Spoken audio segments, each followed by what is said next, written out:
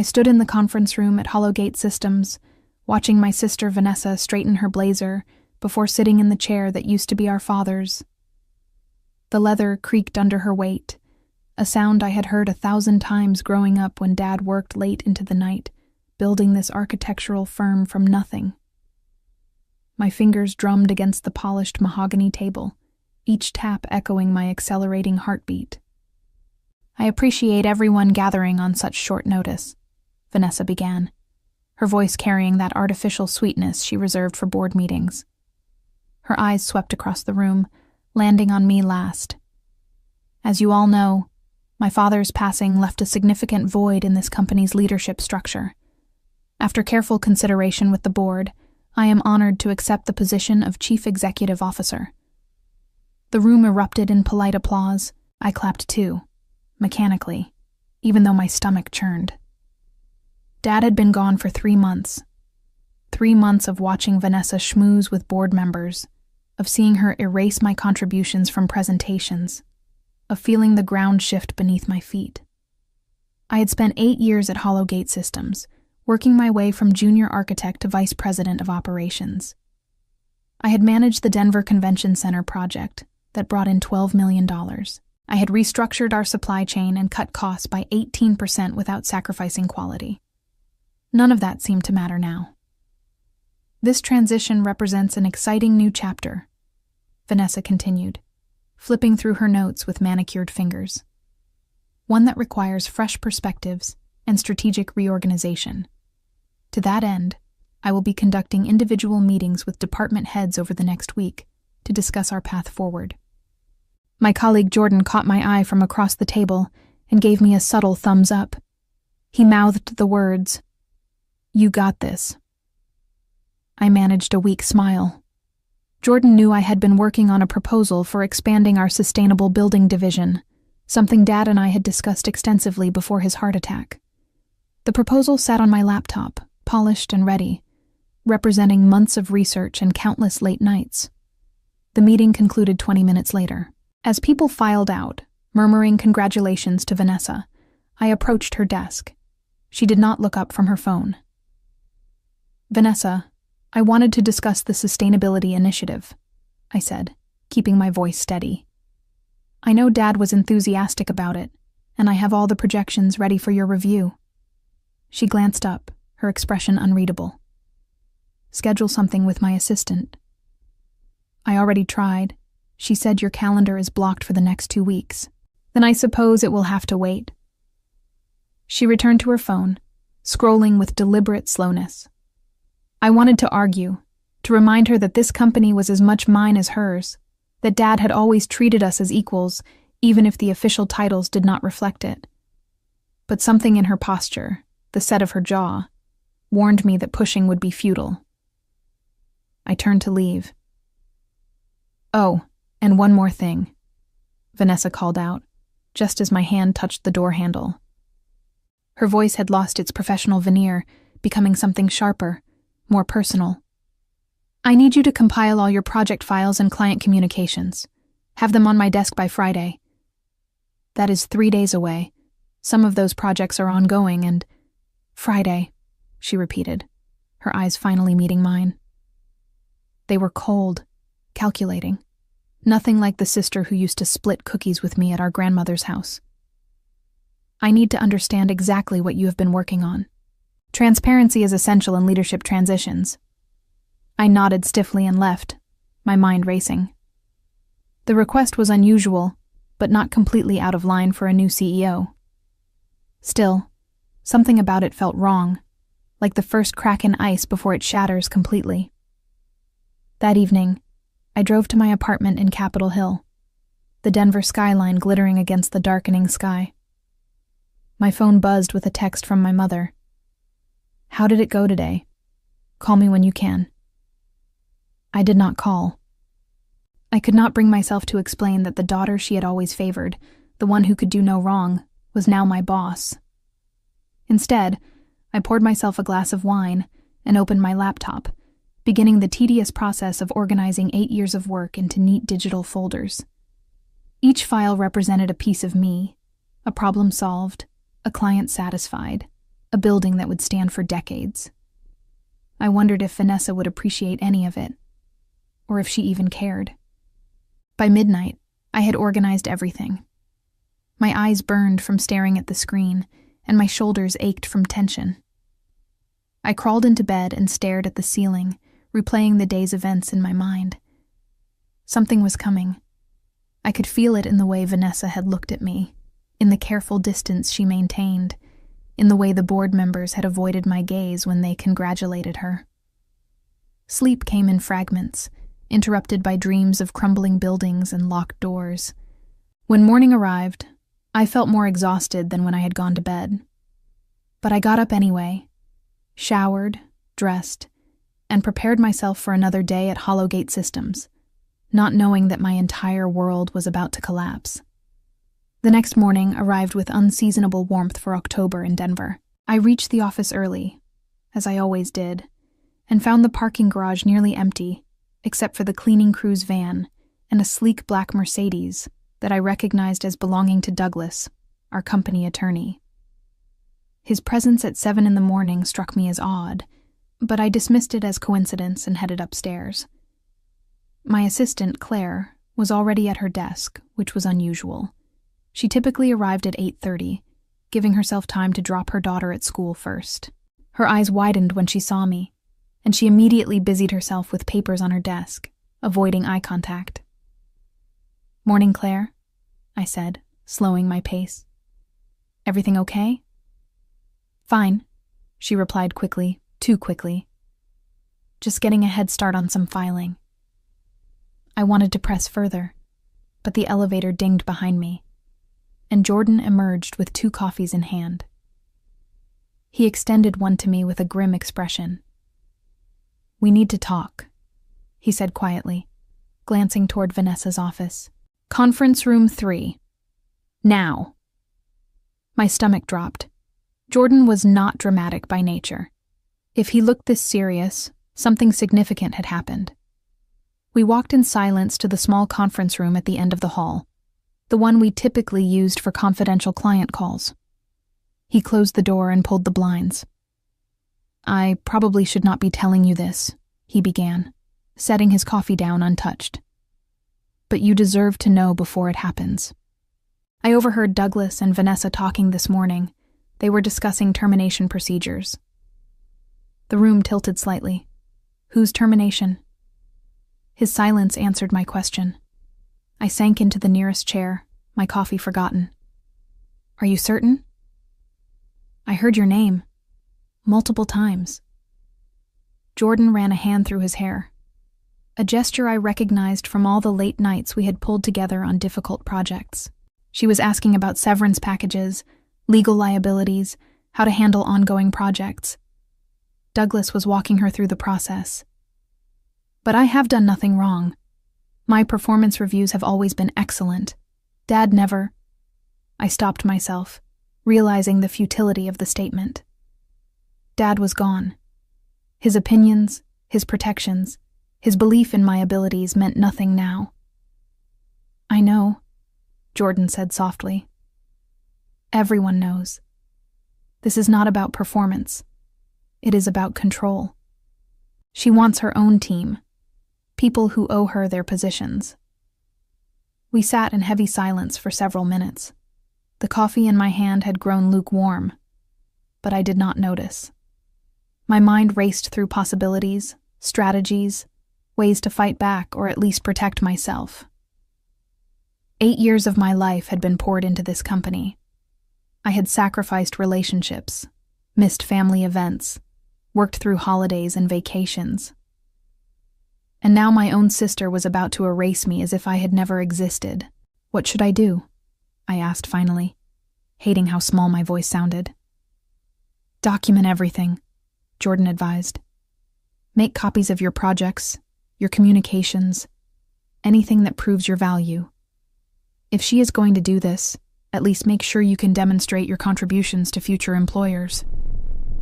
I nodded mechanically, already mentally cataloging what I needed to preserve. My phone buzzed with a calendar notification. Meeting with V, 2 p.m., her office. The message felt ominous now, laden with meaning I had not recognized when I had first received it yesterday. The morning crawled by. I went through the motions of work, responding to emails, reviewing blueprints, pretending everything was normal while my world disintegrated around me. Claire avoided me entirely, taking her lunch early and returning late. Other colleagues gave me sympathetic looks or avoided me altogether, confirming that the news had spread through the office grapevine. At 1:55, I stood outside Vanessa's office, my hand hovering over the door handle. Through the frosted glass, I could see her silhouette at the desk, speaking on the phone. I knocked twice, firmly. "Come in," she called. The office had been redecorated since Dad's death. His warm wood furniture had been replaced with modern glass and chrome. Family photos that once lined the credenza were gone, replaced by awards and certificates bearing Vanessa's name. Even the smell had changed, from Dad's familiar coffee and old books to Vanessa's expensive perfume and furniture polish. She gestured to the chair across from her desk without looking up from her computer. I sat, folding my hands in my lap to keep them from trembling. "Thank you for coming on time," she said, finally meeting my gaze. Her expression was professionally neutral, the kind practiced in business school. I will get straight to the point because I value efficiency. My heart hammered against my ribs. After careful review of our organizational structure and operational needs, the board and I have determined that your role as Vice President of Operations is redundant. We are restructuring the department, and your position is being eliminated. The words hit me like physical blows. I had expected this, Jordan had warned me, but hearing it spoken aloud made it devastatingly real. "Effective immediately?" I managed to ask. "Effective close of business Friday. That gives you 3 days to transition your projects and responsibilities." She slid a folder across the desk. "These are your severance documents. The package is quite generous, I assure you. 3 months' salary, continued health insurance for 6 months, and positive references upon request."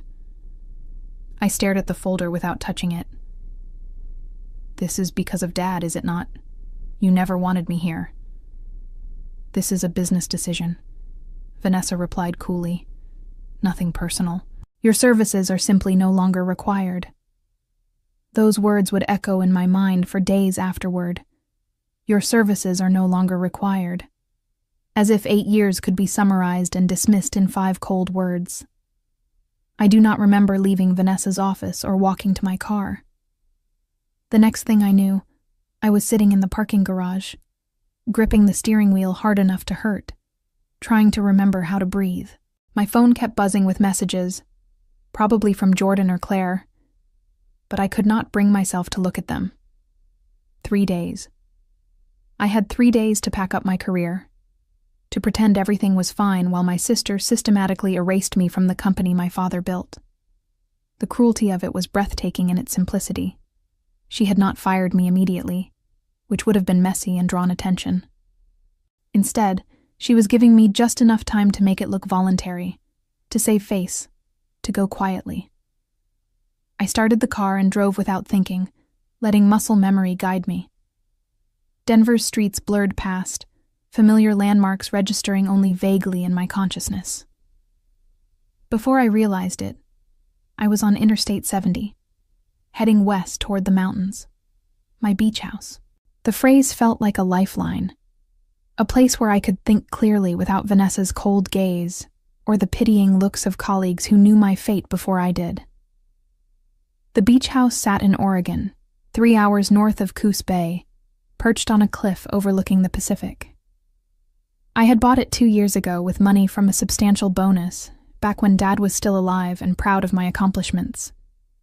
It was my sanctuary, the place I escaped to on long weekends when the stress of projects and deadlines became too much. The drive would take 15 hours, but I did not care. I needed distance, space. Somewhere Vanessa could not reach me. I stopped once for gas and coffee, then continued through the night, watching the landscape transform from Denver's urban sprawl to the endless plains of Nebraska, then the mountains of Wyoming, the high desert of Idaho, and finally the lush forests of Oregon. Dawn broke as I crossed into Coos County, painting the sky in shades of amber and rose. The beauty of it should have moved me, but I felt numb, hollowed out. The beach house came into view around 8 in the morning. Its weathered cedar shingles and wide windows had never looked more welcoming. I pulled into the gravel driveway and killed the engine, savoring the silence broken only by distant waves. This was mine. Vanessa could take my job, could erase my contributions from company records, could treat me like I never mattered, but she could not take this. I grabbed my overnight bag from the trunk and approached the front door, fishing for my keys. The door was unlocked. I froze, my hand on the knob. I always locked it when I left. Always. Portland was 2 hours south, and while the area was generally safe, leaving a vacation home unsecured invited trouble. I pushed the door open slowly, my senses on high alert. Everything looked normal at first glance. The furniture was where I left it. The kitchen clean. No signs of forced entry or ransacking. Relief started to wash over me until I heard voices from the back deck. "This view is exactly what I needed," a male voice said, low and satisfied. "3 days here, and I will be recharged." My blood turned to ice. I knew that voice. Trevor. Vanessa's husband of 5 years, a real estate developer who specialized in vacation properties and had all the charm of a used car salesman. What was he doing here? Vanessa knew about the beach house. I had mentioned it a few times, but I had never given her a key, never invited her to visit. Daddy's little favorite never appreciated what she had. Another voice replied, this one female and achingly familiar. Vanessa. She always took everything for granted. The job, the recognition, this place. I moved silently toward the back of the house, my heart pounding. Through the sliding glass doors, I could see them on the deck. Vanessa lounged in my favorite chair, the teak one I had found at an estate sale, and refinished myself. Trevor stood at the railing, beer in hand, surveying my ocean view as if he owned it. She probably does not even come here that often, Trevor continued. Such a waste. When we transfer the deed, I am thinking we expand the deck, maybe add a hot tub. Transfer the deed? My hands clenched into fists. This was insane. They could not just take my house. Property law did not work that way, regardless of how entitled they felt. I slid the door open with more force than necessary, and they both jumped. Vanessa's eyes widened, then narrowed. Trevor's surprise quickly morphed into annoyance, his face reddening. "What are you doing here?" Vanessa demanded, rising from the chair. "You should be in Denver, handling your transition." "This is my house," I said, my voice surprisingly steady despite the rage building in my chest. "The question is, what are you doing here?" "Don't play dumb," Trevor snapped, slamming his beer down on the railing. "Vanessa told me about this place months ago. She said you were thinking of selling, that family should get first dibs." "I never said that. I have never even considered selling." "You are lying," Vanessa interjected, stepping forward. "I have emails where you mentioned it. Do not try to backtrack now." She was lying. I had never sent such emails because the thought had never crossed my mind. This house represented freedom, achievement, a piece of my life that had nothing to do with Hollowgate systems or family obligations. It was mine in a way nothing else had ever been. "Get out," I said quietly. "Excuse me?" Trevor's voice rose an octave. "Who do you think you are talking to? This house should have gone to Vanessa in the first place. Your father left her the company. She deserves more than that after everything she has sacrificed." "What sacrifices?" I asked, genuine bewilderment breaking through my anger. "Vanessa got everything she ever wanted. The recognition, the praise, the favoritism." "Shut up," Trevor snarled, moving toward me with aggression radiating from every line of his body. "You are just a parasite who has been riding on family connections your whole life. Why is this parasite even here? Get the hell out of this house before I throw you out myself. The word parasite hung in the air between us, poisonous and final. I looked at my sister, waiting for her to defend me, to tell her husband he had gone too far. She said nothing. Her silence spoke volumes. "Sure," I said, surprising myself with how calm I sounded. "I will leave." I turned and walked back through the house, grabbed my bag and headed for my car. Behind me, I heard Trevor laughing, making some crude joke to Vanessa about my reaction. Let them laugh. Let them think they had won, because by tomorrow morning, they would both regret every word. I drove back toward town, my mind working through the implications of what just happened. Trevor and Vanessa had broken into my property.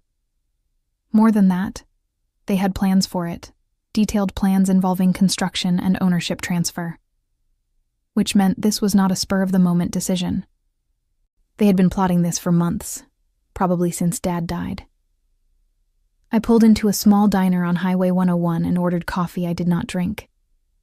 My phone had 17 missed calls from Jordan, 6 from my mother, and a text from Claire that simply said, "I am so sorry.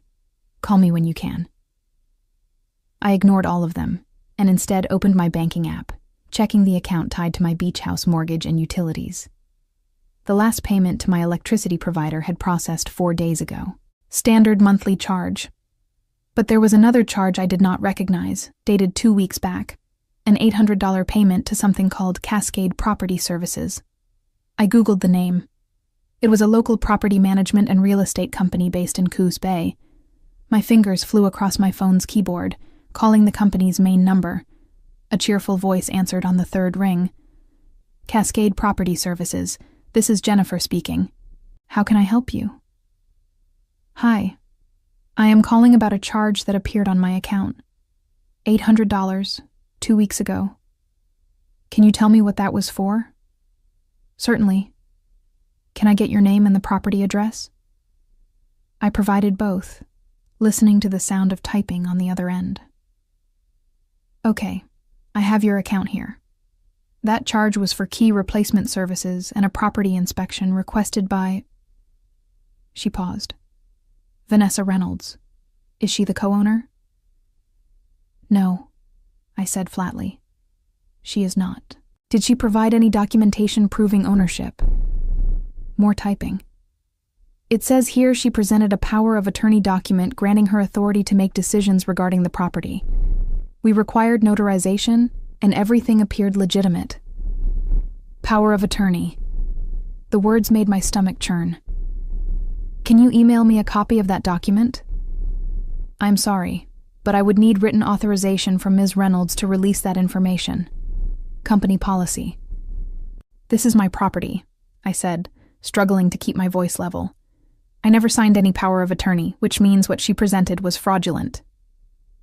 Jennifer's tone shifted, becoming more formal. "If you believe there has been fraud, I would recommend filing a police report and having them contact us. We take these matters very seriously, but I cannot release documents without proper authorization." I thanked her and ended the call, then immediately dialed the Coos County Sheriff's Office. The deputy who answered listened to my story with professional detachment, occasionally asking clarifying questions. When I finished, he sighed. "Ma'am, this sounds like a civil matter, possibly fraud, but it is going to be difficult to prosecute without that power of attorney document. If they forged your signature, we can pursue charges, but we need the evidence first. The property management company has it, but they will not release it without authorization. Then you will need a court order or a lawyer to subpoena it. I can file an initial report for you, but honestly, this is going to take time. These things always do." Time I did not have. Trevor and Vanessa were in my house right now, planning renovations, acting like they owned it. If I could not get them out quickly, they might do permanent damage or find ways to complicate the ownership further. I thanked the deputy and hung up, then sat in the diner booth, staring at the cold coffee in front of me. My sister had not just fired me from the family company. She was trying to steal my house. The realization crystallized into something cold and hard in my chest. This was not sibling rivalry or professional competition. This was systematic, calculated theft. My phone buzzed. Jordan again. This time I answered. "Where are you?" he asked immediately. "Everyone is looking for you. Vanessa is furious that you left without—" "I am in Oregon," I interrupted. "At my beach house. Except Vanessa and Trevor are here too, planning to take it from me." Silence on the other end. Then, "What?" I explained everything, from the property management charge to the forged power of attorney, to Trevor calling me a parasite. Jordan listened without interrupting, and when I finished, he let out a low whistle. "She is not just firing you. She is trying to destroy you." "Looks like it. What are you going to do?" That was the question I had been asking myself since I left the beach house. What could I do? Legal channels would take months. By then, Vanessa might have found other ways to undermine me, to lock me out of opportunities, to turn our entire family against me. She had the power, the position, the resources. I had nothing except the truth and a growing sense of righteous fury. "I'm going to fight back," I said, "but I need information first. Can you access the company's executive files, specifically Vanessa's?" "That is a serious ask," Jordan replied carefully. "If I get caught—" "I know. I would not ask if I had any other choice. But something is wrong here, Jordan. This level of aggression, the planning involved, the forgery, it does not make sense unless she is hiding something bigger." Another long pause. Then, "What exactly am I looking for?" "Anything unusual. Financial irregularities, communications with board members before Dad died, contracts or agreements that seem off. Anything that might explain why she is so desperate to push me out completely." "Okay," Jordan said finally. "But we need to be smart about this. If there is something to find, I will find it. But you need to be prepared for what that might mean. If Vanessa is hiding something serious, she is not going to go down quietly. Neither will I."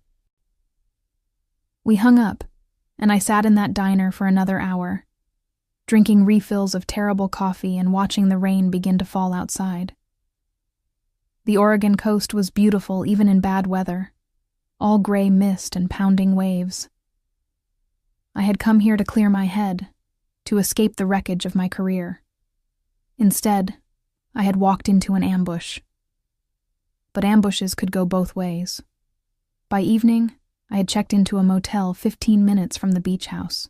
It was the kind of place that rented rooms by the hour or the week. No questions asked. Perfect for what I needed. I set up my laptop on the sagging bed and began documenting everything, creating a timeline of events from Dad's death to this morning's confrontation. Every email Vanessa had sent, every meeting she had scheduled, every strange decision that had not made sense at the time, but now fit a clear pattern. Around midnight, Jordan called back. His voice was tight, excited. "You need to see this," he said. "I am sending you files right now.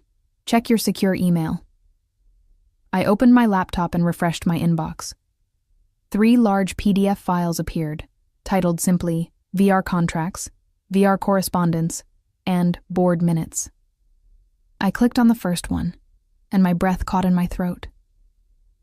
The first document was a consulting contract between Hollowgate Systems and a company called Velmark Capital Partners, dated 6 weeks before Dad's death. The contract committed Hollowgate to paying Velmark $250,000 for strategic advisory services and market analysis. It was signed by Vanessa as Executive Vice President, a title Dad had given her 3 years ago largely because our mother had insisted he treat both daughters equally. But the signature at the bottom was what made my pulse race. The second signature, the one approving the expenditure, was Dad's. Except it was not. I had seen my father's signature thousands of times, had watched him sign documents throughout my childhood and career. This signature was close, very close, but the loop on the D was wrong, and the final flourish too controlled. Dad had developed a tremor in his hands during his last year, something that showed in his writing. This signature was too smooth, too perfect. She forged Dad's signature, I whispered into the phone. Keep reading, Jordan urged. I scrolled down. The contract outlined services that Velmark would provide, all of them vague and impossible to quantify. Market positioning analysis, strategic growth consultation, leadership transition planning. The last phrase made my skin crawl. This contract had been written before Dad died, before anyone except Vanessa could have known there would be a leadership transition. I opened the second file, the correspondence folder. It contained emails between Vanessa and someone named Gregory Haynes at Velmark Capital Partners. The emails started 8 months ago, shortly after Dad's first heart attack, the one he had survived. In them, Vanessa discussed opportunities for restructuring and removing obstacles to growth. One email, dated 7 months ago, made me physically ill. My father's health continues to decline. His attachment to legacy employees and outdated operational models limits our potential. Once the transition occurs, I will need support in making difficult personnel decisions. I want to move quickly before family sentimentality complicates matters. Legacy employees. She meant me. She had been planning to fire me before Dad even died, probably the moment he had his first heart attack, and she had paid $250,000 of company money to help her do it. There is more, Jordan said. Check the board minutes. The third file contained notes from board meetings, the official records that were supposed to be kept confidential but that board members could access. Jordan must have used his credentials as chief financial officer to pull them. I scanned through months of routine business until I reached the meeting held 2 weeks after Dad's funeral. The minutes showed that Vanessa had proposed organizational efficiency measures that included eliminating 3 executive positions: Vice President of Operations, Senior Director of Client Relations, and Director of Sustainable Development. My position, plus 2 others. But when I looked at who held those other positions, I recognized them immediately. They were Dad's people, colleagues who had worked with him for decades, who knew how he operated and what his vision for the company had been. Vanessa was not just firing me. She was systematically erasing everyone who might question her, or remember how Dad wanted things run. And the board had approved it unanimously. After a presentation where Vanessa had projected cost savings of nearly $800,000 annually. The Velmark contract is the key, Jordan explained. I did some digging on Gregory Haynes. He has a history of consulting with companies during hostile takeovers and restructuring. He specializes in helping new leadership consolidate power quickly. And here is the interesting part. Velmark Capital Partners is partially owned by Trevor's development company. My mind reeled. So Vanessa paid company money to her husband's business associate to help her take over Hollowgate and fire anyone loyal to Dad? It looks that way. And if she forged your father's signature on that contract, that is fraud. Serious fraud. The kind that could void the entire consulting agreement and raise questions about every decision she has made since taking over. I leaned back against the motel headboard, processing this information. Vanessa had not just betrayed me personally. She had betrayed Dad, the company, everyone who worked there. And she had done it with cold calculation, planning months in advance, using forged documents and questionable financial arrangements. Can we prove the signature is forged? I asked. That would require a forensic document examiner, but I pulled up 3 other contracts your dad signed around the same time. I will send them to you. Compare them yourself. The files came through, and I opened them side by side with the Velmark contract. The difference was obvious once I knew what to look for. Dad's real signatures had slight variations, small imperfections, the telltale shake of someone dealing with age and illness. The Velmark signature was too clean, too controlled, probably traced or digitally created. This could destroy her, I said slowly. If this gets out, she loses the CEO position, possibly faces criminal charges, definitely gets sued by the board for misuse of company funds. Yes, Jordan agreed. But you need to be careful how you use this. Vanessa has resources and connections. If you accuse her publicly and cannot prove it immediately, she will bury you in legal proceedings and make you look like a bitter ex-employee with an axe to grind. He was right. I needed leverage, something that would force Vanessa to back down before she could marshal her defenses, and I needed to solve the beach house problem simultaneously, because if she succeeded in stealing my property, that would give her confidence to push harder elsewhere. I need you to do something for me, I said. Make copies of all these files and store them somewhere Vanessa cannot access. Multiple locations, cloud storage, physical drives, everything. If something happens to me or if she tries to destroy the evidence, I need backup. Already done, Jordan replied. I sent copies to 3 different email accounts and uploaded them to 2 secure cloud servers. She would have to hire professional hackers to eliminate all of them. Thank you. I mean it. You are risking a lot by helping me. Your dad hired me when no other firm would take a chance on someone with my background, Jordan said quietly. I owe him everything. And what she is doing to his company, to his legacy. That is not what he would have wanted. I am helping you because it is right. We talked for a few more minutes, strategizing next steps. Jordan would continue monitoring Vanessa's activities at Hollowgate, watching for any signs she suspected I knew about the Velmark contract. Meanwhile, I would handle the beach house situation and gather evidence about the forged power of attorney. After we hung up, I sat in the dim motel room, the stolen documents glowing on my laptop screen. Tomorrow morning, I would go back to that beach house. I would confront my sister and her husband, but this time, I would not be empty-handed. This time, I would have weapons, and I would make them both regret ever calling me a parasite. Sleep eluded me that night. I lay on the motel bed, staring at water stains on the ceiling, my mind churning through possibilities and consequences. Part of me wanted to call the police immediately, to have Trevor and Vanessa arrested for trespassing and fraud. But Jordan's warning echoed in my thoughts. Vanessa had resources, connections, an entire legal team at her disposal through Hollowgate. If I moved too quickly, without absolute proof, she would turn everything around on me. No, I needed to be smarter than that. I needed to make her show her hand completely before I revealed mine. At dawn, I showered in the motel's cramped bathroom and dressed carefully. Professional but not intimidating. Someone who had nothing to hide and nothing to fear. I stopped at a local office supply store and made copies of everything Jordan had sent me, storing the originals in a safety deposit box at a nearby bank. Then I purchased a small digital recorder, the kind journalists used for interviews. Oregon was a one-party consent state for recordings, which meant I could legally record any conversation I was part of without informing the other parties. The sun was barely up when I pulled back into my beach house driveway. Trevor's Range Rover sat next to Vanessa's Mercedes, both cars screaming casual wealth and privilege. I could see lights on inside, smell coffee brewing. They had made themselves completely at home, as if my property was already theirs. I activated the recorder in my jacket pocket and walked up to the front door. It was still unlocked. I entered without knocking, moving quietly through the living room toward the kitchen where I could hear voices. Told you she would be back, Vanessa was saying. She is predictable. Always has been.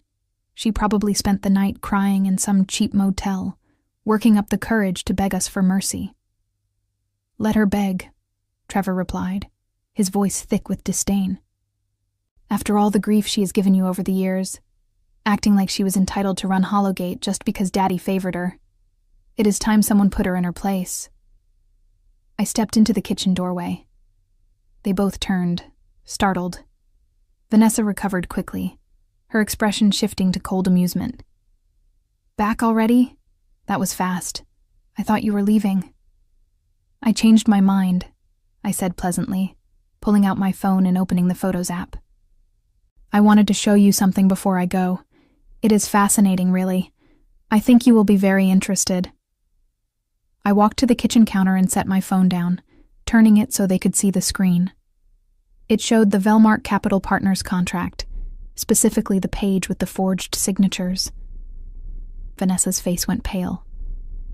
Trevor leaned forward, squinting at the screen, then looked at his wife with confusion. "What is this?"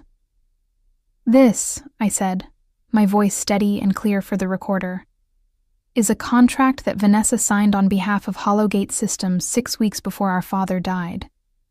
A contract committing $250,000 of company money to a firm that just happens to be partially owned by your development company, Trevor.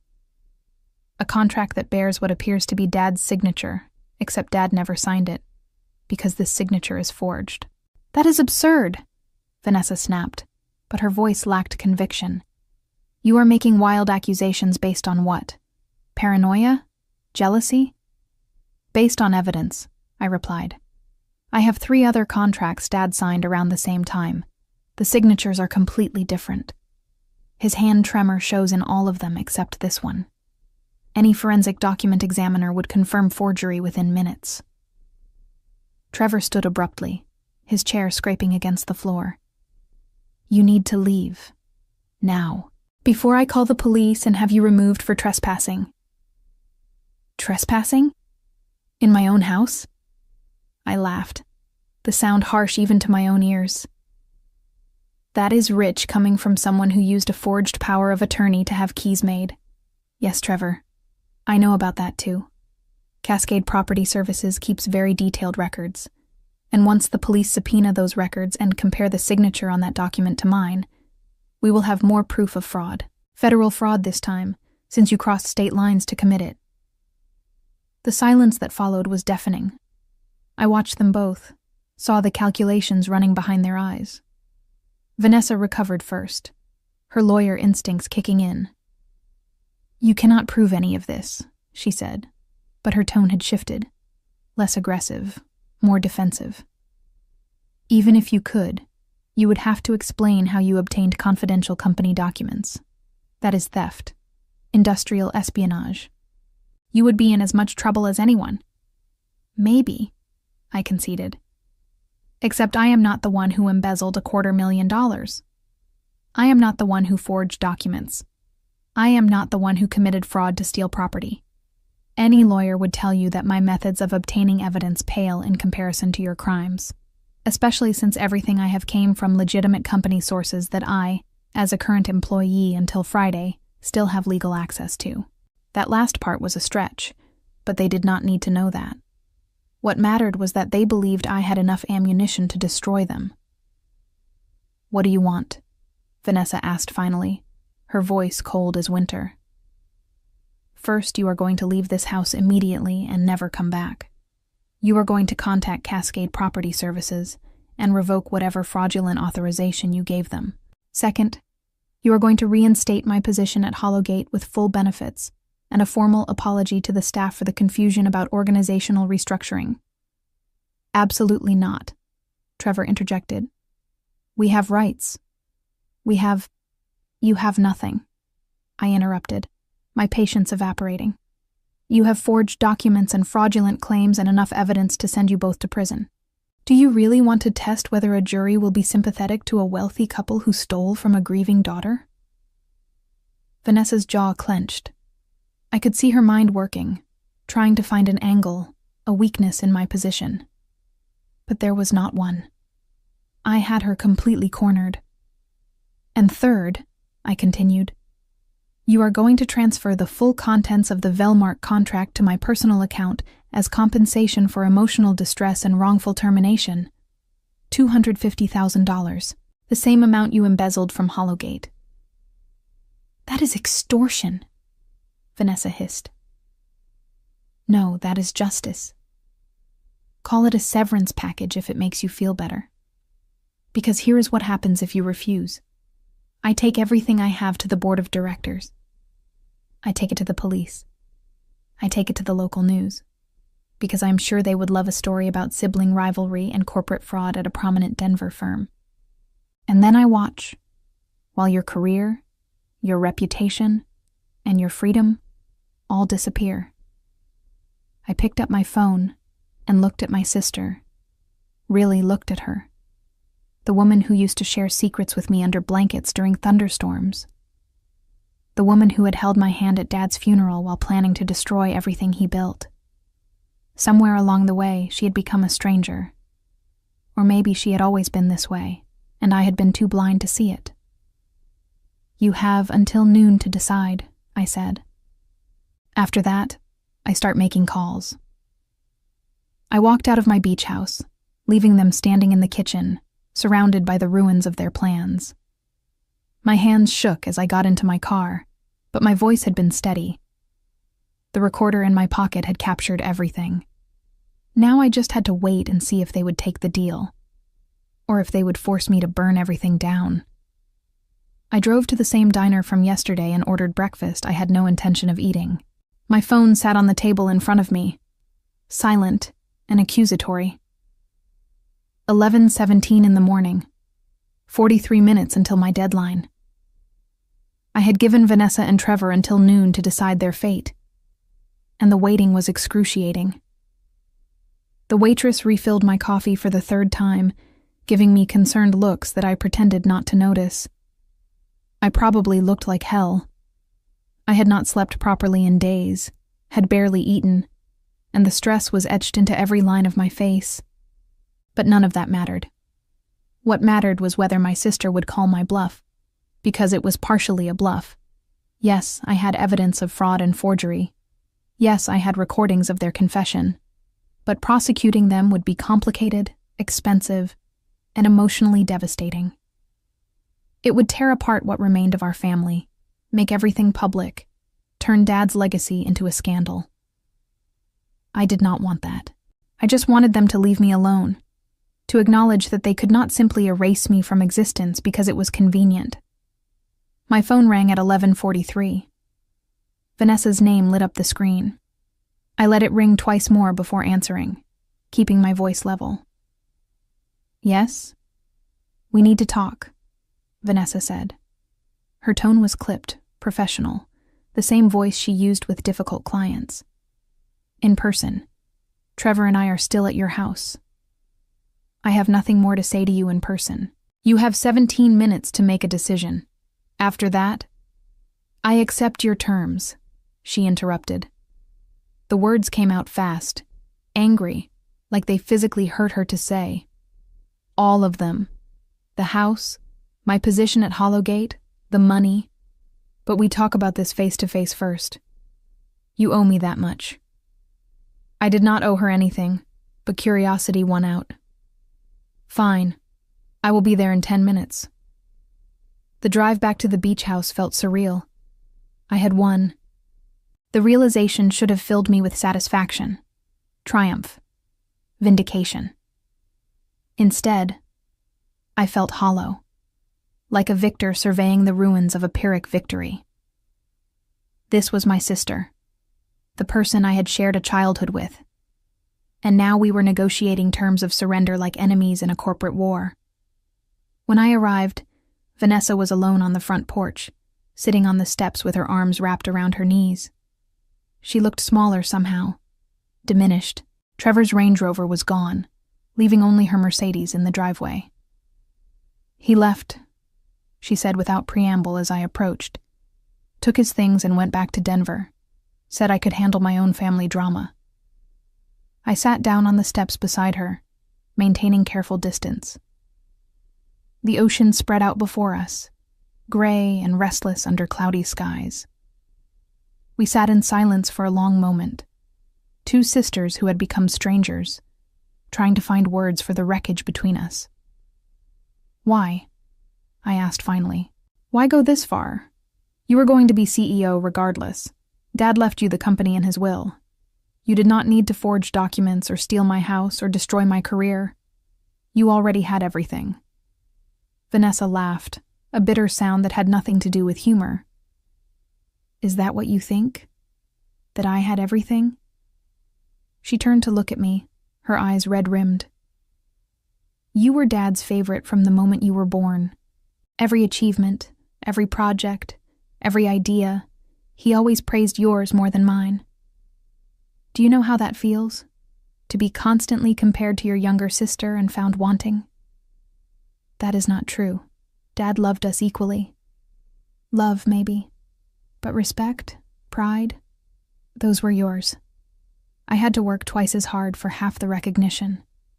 And even then, it was never enough. When he had his first heart attack, do you know what he said to me in the hospital? He said he wished you were there because you would know how to handle the business decisions he was worried about. Not me. You. The confession hit me like a physical blow. I had never known, never suspected the depth of her resentment. Vanessa. So, yes, she continued, her voice gaining strength. I planned to take over completely. To prove that I could run Hollowgate better than you ever could. Better than Dad did. The Velmark contract was supposed to give me the tools to restructure, to modernize, to make the company profitable in ways Dad never imagined. And this house? She gestured at the building behind us. Trevor convinced me we deserved it, that you had gotten enough from Dad already. So you decided to steal it. I decided to take what should have been mine from the beginning, Vanessa snapped. But you are right. I went too far. The forgery, the fraud. I justified it by telling myself it was strategic, necessary. But really, I just wanted to hurt you the way I had been hurt for years. I processed this, trying to reconcile the bitter, jealous woman beside me with the sister I thought I knew. Had I been blind to her pain? Had Dad's favoritism, real or perceived, created this monster? Transfer the money by end of business day, I said, standing. $250,000 to my personal account. I will send you the routing information. And call the office. Tell them you made a mistake about the restructuring, that my position is secure.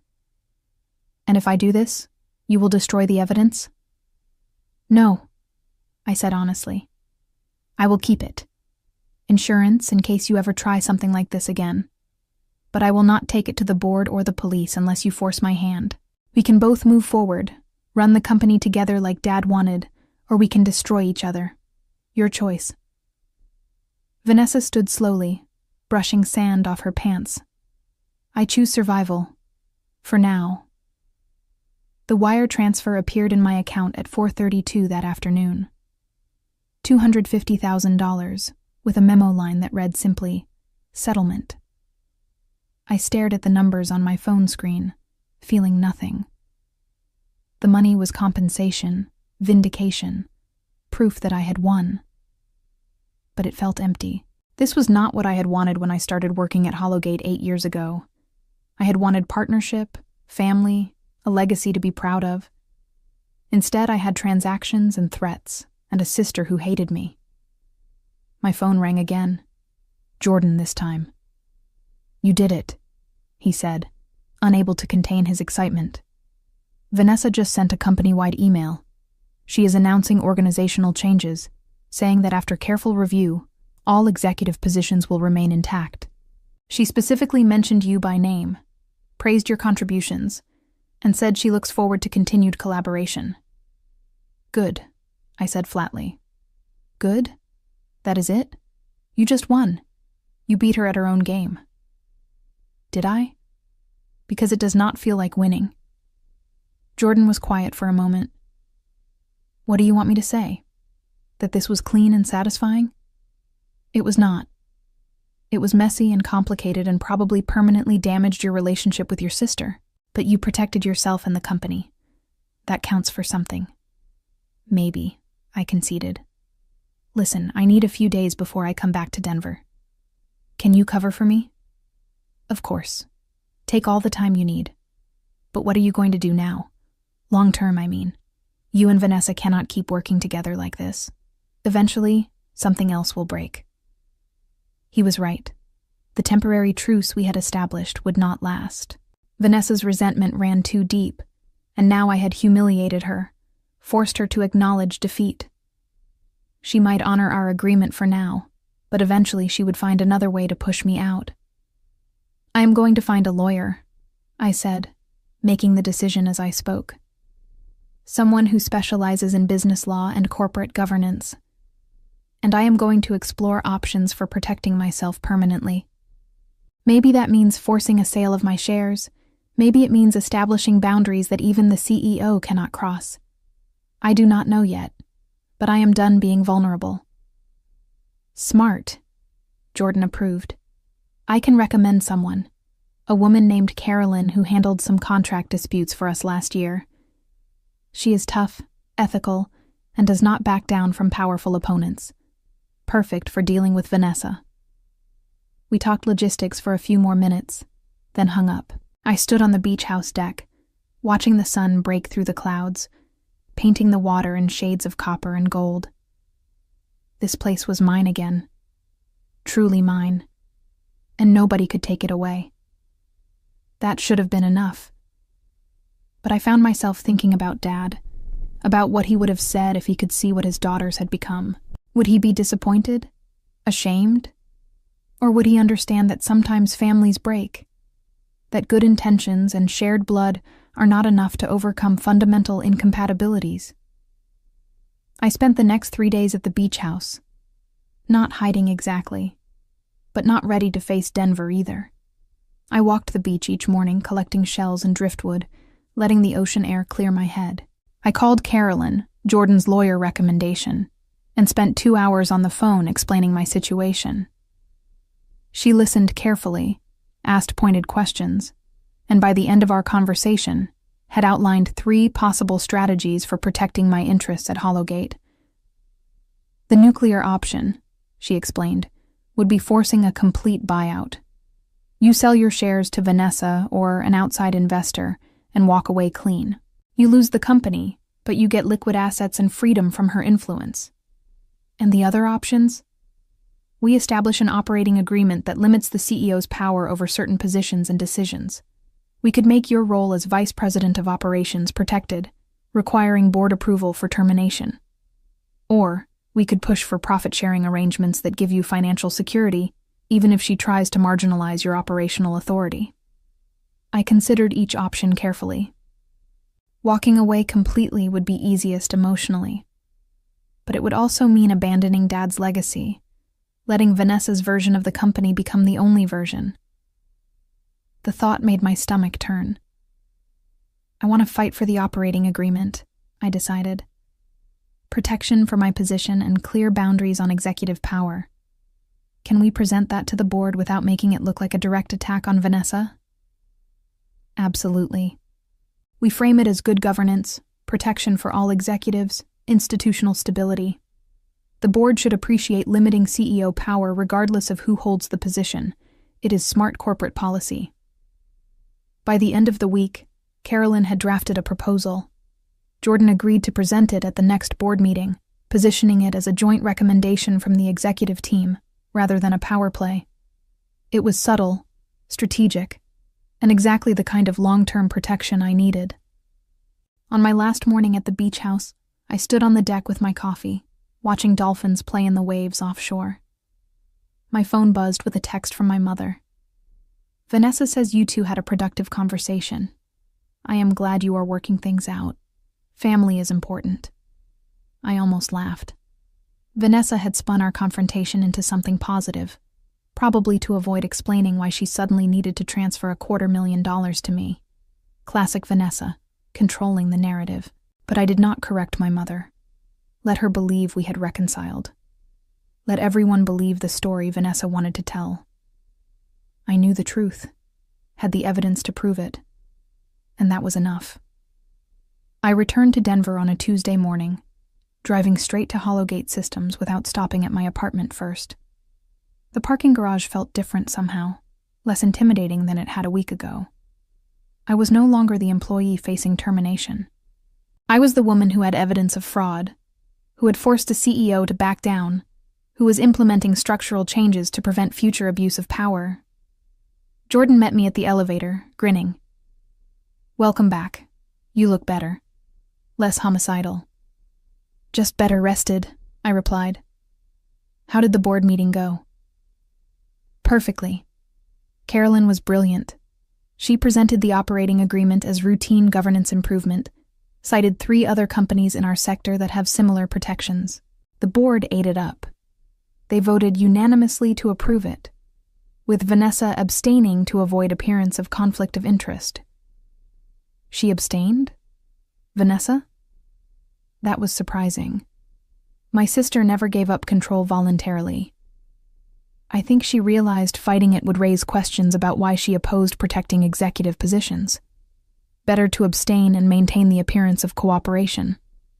We rode the elevator to the executive floor. As the doors opened, I saw Vanessa standing near her office, talking to Douglas, the company attorney. She glanced up, met my eyes briefly, then returned to her conversation without acknowledgement. No greeting, no hostility, just professional distance. It was perhaps the most honest interaction we had had in months. Claire, my assistant, rushed over the moment I stepped off the elevator. Thank goodness you are back.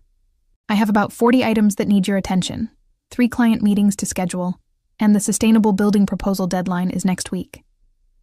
Let me settle in, I said, smiling at her obvious relief. We will tackle everything this afternoon. My office looked exactly as I had left it. The blueprints on my desk, the photos of completed projects on the walls, even the coffee mug I had abandoned when Vanessa fired me. It was as if the past week had never happened, as if I had never been told my services were no longer required. Except everything had changed. I had changed. I spent the rest of the day methodically working through accumulated tasks, rebuilding relationships with clients, reasserting my presence in the company. Several colleagues stopped by with transparent excuses to check on me, their curiosity barely concealed. I gave them nothing, maintaining professional cheerfulness and refusing to discuss what had happened. At 5 p.m., my phone rang. Unknown number with a local area code. This is Cascade Property Services, Jennifer's familiar voice said. I am calling to confirm that we have received written authorization from Vanessa Reynolds to terminate all agreements regarding your property and destroy the documentation she previously provided. We apologize for any confusion or inconvenience. Thank you for letting me know, I said. I appreciate your professionalism in handling this matter. After she hung up, I allowed myself a small smile. Vanessa had kept her promises, all of them. The house was secure, my job protected, the money transferred. She had surrendered completely, and now we both had to figure out how to exist in the same corporate space without destroying each other or the company. The following weeks established our new dynamic. Vanessa ran the company with ruthless efficiency, making decisions that prioritized profit and growth. I managed operations, maintained client relationships, and pushed forward Dad's vision for sustainable architecture. We communicated through email and formal meetings, never alone, always professional. Our mother commented several times on how well we were working together, oblivious to the undercurrent of Cold War between us. 2 months after the beach house confrontation, I received a letter from Trevor's attorney. He and Vanessa were divorcing. The petition cited irreconcilable differences and made no mention of fraud, forgery, or property disputes. Reading between the lines, I suspected Vanessa had decided her husband was a liability, someone who knew too much and could not be trusted to keep quiet indefinitely. Cutting him loose was strategic, clean, very much her style. I sent Vanessa a brief email. Heard about the divorce. Let me know if you need anything. She never responded, but the next day, a small gift appeared on my desk. A framed photograph of Dad at his drafting table, back when Hollowgate was just starting, surrounded by blueprints and coffee cups and the chaos of creation. The frame was simple, elegant, expensive. No note accompanied it, but none was needed. It was acknowledgement, perhaps even apology. I kept the photo on my desk, a reminder of what we were both fighting for, in our different ways. Dad's legacy was not just the company he built. It was also the lesson that power without ethics destroys everything it touches. Vanessa had learned that lesson the hard way. So had I. 6 months later, Trevor was quietly arrested for an unrelated fraud scheme involving his development company. Federal investigators discovered a pattern of forged documents and misappropriated funds spanning 3 years. His trial made regional news, and though Vanessa's name never appeared in the coverage, I suspected she had provided investigators with just enough information to ensure he could not retaliate against her. The divorce settlement left Trevor with nothing, while Vanessa walked away financially intact. As for me, I poured my energy into the sustainable building division, watching it grow from a proposal Dad and I had dreamed about into a thriving department. My beach house became a sanctuary again, a place where ocean waves drowned out the complications of family and business. I never forgot what my sister had tried to do, never fully forgave the betrayal. But I learned to coexist with her, to channel my anger into something productive. Looking back on that terrible week, I realized Vanessa had been wrong about one thing. I was never a parasite. I was a survivor, and that made all the difference.